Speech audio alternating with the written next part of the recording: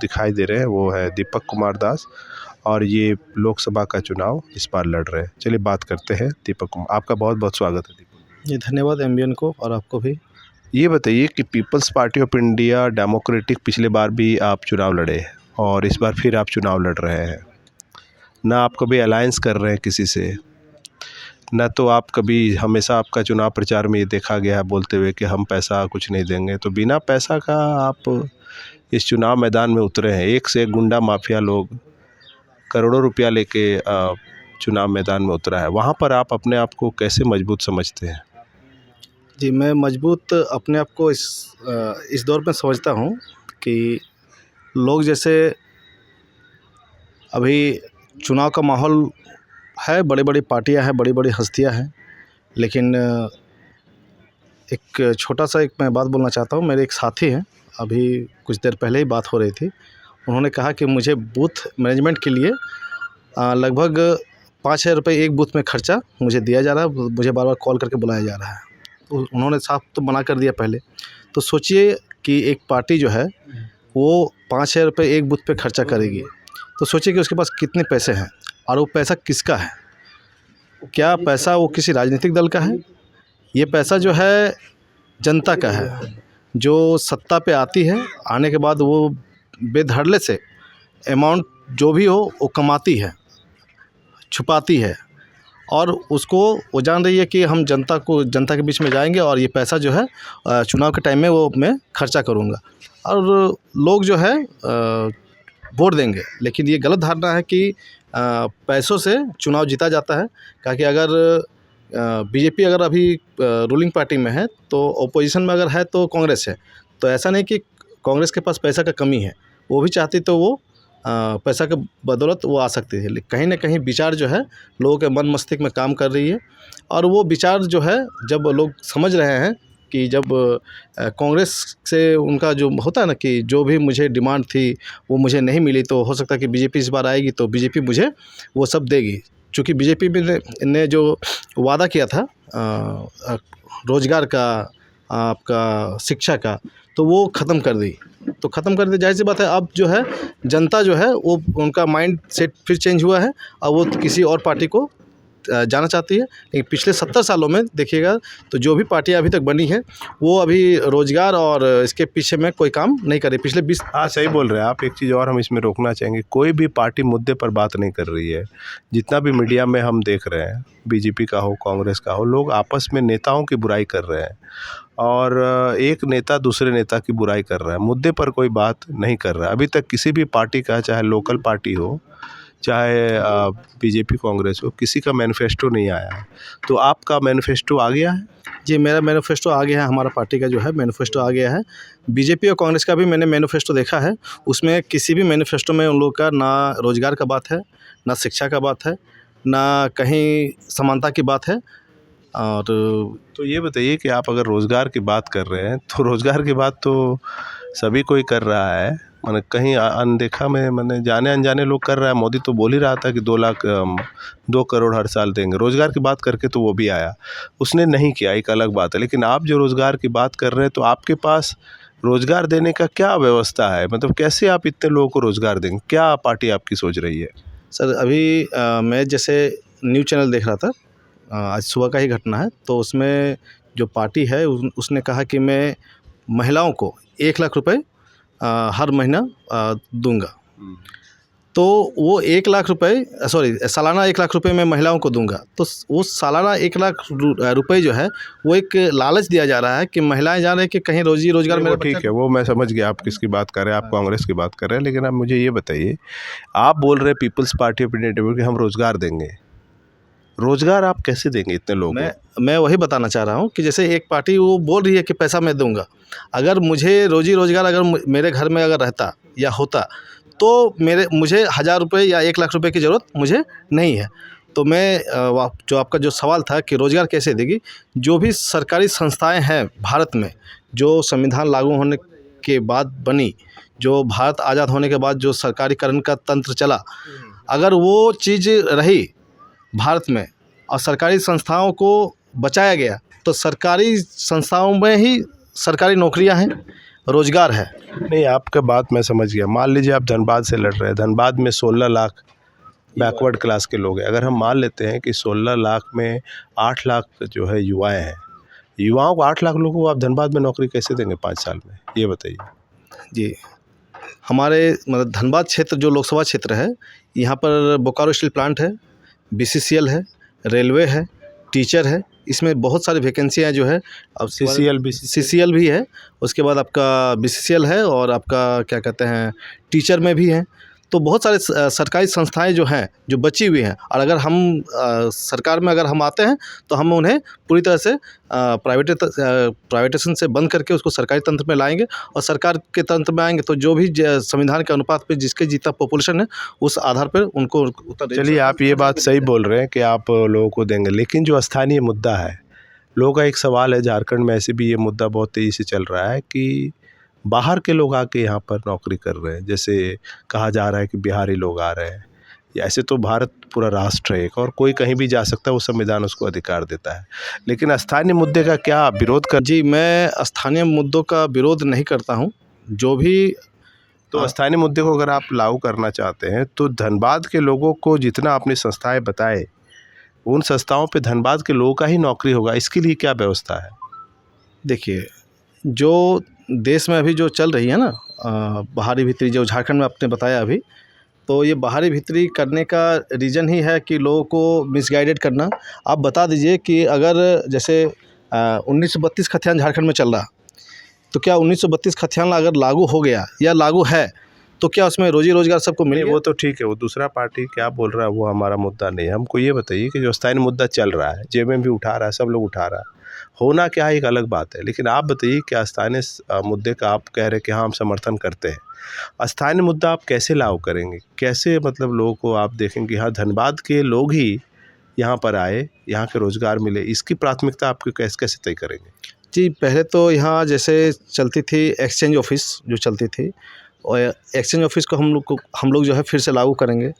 उसके अनुपात में हम लोग उसमें रोज़गार भी देंगे। एक्सचेंज ऑफिस बंद कर दिया गया? वो तो बंद कर दिया गया ना, सरकार जैसे आई, कांग्रेस जो है वो उसको सबसे पहले पहल में लाई, और लागू जो है वो बीजेपी ने किया। तो अगर एक्सचेंज ऑफिस हमारी खुल जाती है, फिर से दोबारा से हो जाती है, तो किसी को कहीं अपने जगह से भटकने की ज़रूरत नहीं पड़ेगी। हाँ, मतलब मैट्रिक वाले जाके एक्सचेंज ऑफिस में कार्ड? हाँ, मैट्रिक जो हो, जैसे पहले 8 पास में भी नौकरियाँ मिलती थी, जो नहीं पढ़े लिखे थे उनके लिए भी नौकरियाँ थी। तो देश में अभी भी रोज़गार के अलावा मुझे क्या कहते हैं एजुकेशन जो नहीं कर पाए हैं किसी भी कारणवश, जो सरकार जहाँ पर फेल हुई है, तो उसे हम चाहते हैं कि उसको फिर से लागू करें, और लोगों को जैसा जिसका एजुकेशन रहेगा उस अनुपात में उन लोगों को वहाँ पर नौकरी मिलना चाहिए। ये एक बड़ा इशू है, क्योंकि अभी स्थानीय मुद्दे पर और भी कोई लोकल पार्टीज जो है अपना रुख अख्तियार कर रही है, और जनता भी देख रही है कि हाँ कुछ ऐसा घटना घट रहा है। तो एक्सचेंज ऑफिस को बड़े पैमाने पर प्रचार प्रसार करने की ज़रूरत है, उसको इस्टेब्लिश करने की ज़रूरत है। चलिए, अच्छी बात है। दूसरा मुझे ये बताइए कि पिछले बार का अनुभव और इस बार में आप क्या अंतर देख रहे हैं? पिछले बार भी कम आपको मिला, तुलनात्मक देख रहे हैं कि 8 लाख में सीट जीता गया, वहाँ पे 2-2.5 हज़ार आपको वोट आया। 2-2.5 हज़ार वो लोगों ने दिया, मैं मानता हूँ कि जिन्हें जो विचारधारा समझ रहे, जो बात को समझ रहे हैं। अभी इस बार आपका और क्या योजना है कि अधिक से अधिक लोगों तक इन सब बातों को ले जाया जाए? क्योंकि अनुभव ये दिख रहा है कि जितने भी यूट्यूबर्स हैं और जितने भी बड़े बड़े चैनल हैं, या तो मोदी का नाम ले रहे हैं, या तो राहुल गांधी का, या प्रियंका का गांधी नाम ले रहे हैं। यहाँ तक कि जो मेन स्ट्रीम मीडिया है वो न तो मायावती का नाम ले रही है, न तो किसी और भी समाजवादी पार्टी का अखिलेश यादव का, ना हेमंत सोरेन का तो नाम ही नहीं ले रही है। वहाँ जितने भी यूट्यूबर चैनल है वो भी व्यक्तिवाद की चर्चा कर रहे हैं, ये आदमी का चर्चा हो रहा है। वहाँ पर आपको क्या लग रहा है कि आप जो विचारधारा फैला रहे हैं उससे आपको कितना फ़ायदा होने वाला है, कितने वोट मिलने वाले हैं? जी, ये आपका जो सवाल है वो बहुत ही इम्पोर्टेंट है। ये जनता को भी समझना चाहिए कि जो राहुल गांधी और जो मोदी के बारे में जैसे आपने कहा, और मायावती का नाम कहीं ना कहीं विलुप्त हो गया है, शिबू सोरेन का नाम विलुप्त हो गया है, वो व्यक्तिवादी जहाँ भी चलेगा है ना, जो हम लोग बोलते हैं ना सुप्रीमोवाद, अगर वो चलेगा तो वो ख़त्म होगा ही। आज रामविलास पासवान का कोई नाम नहीं ले रहा है, ठीक है। तो मायावती का भी नाम धीरे धीरे वो विलुप्त के कगार पे पहुंच गई है। और झारखंड मुक्ति मोर्चा के जो राष्ट्रीय अध्यक्ष हैं शिबू सोरेन जी, तो उनका भी नाम देखिए कहाँ पर चल गया है। कहीं भी आप इतिहास मतलब उन लोग का देख लीजिए, पिछले रिकॉर्ड में कहीं भी उनका नाम नहीं लिया जा रहा है। तो आने वाले दिन में मुझे लग रहा है कि जो सिस्टम चल रही है वो बैकवर्ड क्लास के लिए बहुत ही जो व्यक्तिवादी जो चल रही है वो ठीक नहीं है। तो हम अपना जो डेमोक्रेसी सिस्टम जो हम लोग चला रहे हैं, जो पिछले 70 सालों के बीच में जो हमारी राष्ट्रीय संगठन उभर के आई है, राष्ट्रीय संगठन के साथ जो हमने पार्टियां बनाई हैं, तो जिस मुद्दा को लेकर हम लोग चल रहे हैं, तो जाहिर सी बात है एक ना एक दिन हम लोग जो है सत्ता पे जरूर आएंगे।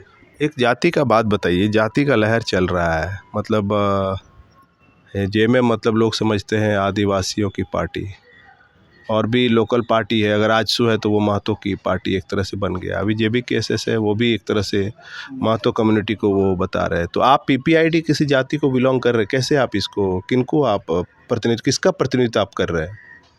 PPID people's party of India, we the people of India, जो भारत के संविधान से नाम लिया गया है। तो ये हम भारत के लोग हैं, और जो बैकवर्ड क्लास के जो लोग हैं उनके लिए ये पार्टियां हैं, और ये पार्टी राष्ट्रीय पार्टी है। तो आप फॉरवर्ड से आप वोट नहीं मांगेंगे? जी नहीं, मुझे अगर 85% जो हमारे देश के जो जनता है बैकवर्ड क्लास के, अगर वो हमें वोट देती है तो हमें एंटी बैकवर्ड क्लास का वोट हमको ज़रूरत नहीं है। चलिए, ये बहुत बड़ी बात है कि हम मतलब दोस्त दुश्मन को, पुरखों ने भी दोस्त दुश्मन का मामला लेकर पार्टियां चलाई है। और शिक्षा पर आप क्या कहना चाहेंगे? कोई भी पार्टी कुछ बोलने के लिए तैयार रही है, ना तो एजुकेशन पर कुछ बोल रही है, न तो जातिवाद पर कोई कुछ बोल रही। कोई भी पार्टी झारखंड में 22 सालों में किसी भी पार्टी का इशू नहीं है, मुद्दा नहीं है शिक्षा कैसा होना चाहिए, जातिवाद समाप्त होना चाहिए, रोजगार कैसे सृजित हो। तो ये सब मुद्दे दूसरी पार्टियां कुछ नहीं बोल रही है। आप बताइए हमें शिक्षा पर Peoples party of India Democratic क्या सोच रही है? एक तो जब झारखंड राज्य अलग हुआ, इस मुद्दे पे किया गया अलग कि झारखंड में शिक्षा रोजगार का स्तर बढ़ेगा, लेकिन वो विपरीत बोला जाता ना, उल्टी गंगा बहना, तो वो हाल हुआ झारखंड में। और ये झारखंड में नहीं, पूरे देश में हो रहा है। अभी जो दौर चला है, सरकारी स्कूलें बंद की जा रही हैं, सरकारी संस्थाएं बंद की जा रही हैं, प्राइवेटाइजेशन बहुत ज़ोरों से चल रहा है, जनता जागरूक नहीं हो रही है। हम जनता के पास जा रहे हैं, हम जीते या ना जीते, लेकिन हमारे पास जो आइडियोलॉजी जो हम लोग काम कर रहे हैं, जो नॉलेज हम लोग के पास है, वो हम जनता के पास जा रहे हैं, जनता को हम लोग समझा रहे हैं, सिखा भी रहे हैं। हम जनता को आप वो जानकार बना रहे हैं, जज बना रहे हैं, ताकि कोई दूसरा नेता भी उसके पास जाए तो वो उससे सवाल करे। अगर जनता आज के डेट में अगर जनता हमारी जज बनती है, तो उसके पास कोई भी जो है राजनेता हो तो उसके पास मतलब टिक नहीं पाएगी। तो हम अपना जो है जजमेंट जो है वो जनता के हाथ में दे रहे हैं, जनता फैसला करेगी कि किसे सत्ता पे लाना है। एक और अंतिम सवाल हम आपसे करना चाहते हैं। जो लोग पैसा का इंतज़ार कर रहे हैं, हर चुनाव में ऐसा होता है। अभी आज के तारीख में रांची में किसी मंत्री के पीएस यानी पर्सनल सेक्रेटरी के नौकर के यहाँ पूरा रूम में 500 का गड्डी मतलब भरा हुआ था। तो लोग तो इंतज़ार कर रहे हैं कि पैसा हमारे पास आने वाला है, इधर से नहीं आया, किधर से भी आएगा। तो जो लोग, जो जनता पैसा का इंतज़ार करे, उसको आप क्या कहना चाहेंगे? लास्ट सवाल ये आपसे है। जी, मैं देश के जनता से, झारखंड धनबाद के जनता से मैं खास करके ये कहूँगा कि जो पैसे आपके हैं ना, वो पैसे उनके तिजोरी में बंद है। आप जागरूक होइए, आप अपना नेता चुनिए, अपने हक और अधिकार के लिए उनसे डिमांड कीजिए। वो पैसा आपके पास ही रहेगा, वो कहीं नहीं जाने वाला है। तो लोग 500 और 1000 का वेट कर रहे हैं, उसका क्या होगा? आप उसका छुड़वा दीजिएगा।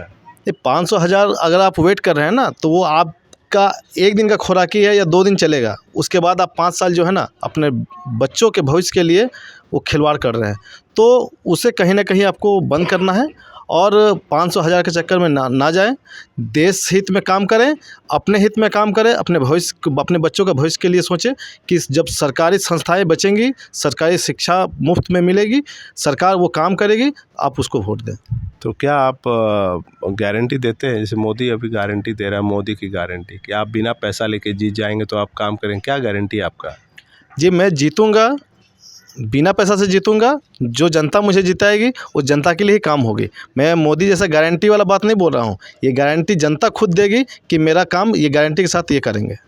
बहुत बहुत धन्यवाद। हमारे साथ दीपक कुमार दास जी थे जिन्होंने मुद्दे पर बात किया, यानी Peoples party of India Democratic के हम 2 प्रत्याशी से बात कर चुके हैं, एक धनबाद और एक लोकसभा से। इनके जिलाध्यक्षों भी जिला हम आपको रूबरू कराएंगे। Peoples party of India Democratic को आप समझिए, इनका कई भाषण, कई विचार जो है आपको यूट्यूब में मिल जाएगा, हमारे चैनल पे भी है, MNT न्यूज़ नेटवर्क में भी। इसके जो बड़े बड़े नेता हैं उनकी बातें सुनिए। ये जो देश बनना है वो देश यही पार्टी बनाएगी, क्योंकि ये विचारधारा पर काम कर रही है, किसी नेता का बुराई नहीं करती है। दूसरी सभी पार्टियां जो है सिर्फ और सिर्फ एक नेता दूसरे नेता की बुराई करने में अपनी ज़िंदगी खपा दिया। जनता भी इसी मायने में लगा रहता है, कौन बढ़िया से दूसरा नेता को गाली दे रहा है, कौन रे बे तय कर रहा है, कौन GM को DM को वीडियो को रे तय कर रहा है, उसी को जनता एंजॉय ले रही है और उसके साइड जा रही है। आइडियाज़ पर काम होना चाहिए। भारत में विचारधारा की लड़ाई चल रही है, ये समझना बहुत ज़रूरी है। हमारे साथ जुड़े रहिए।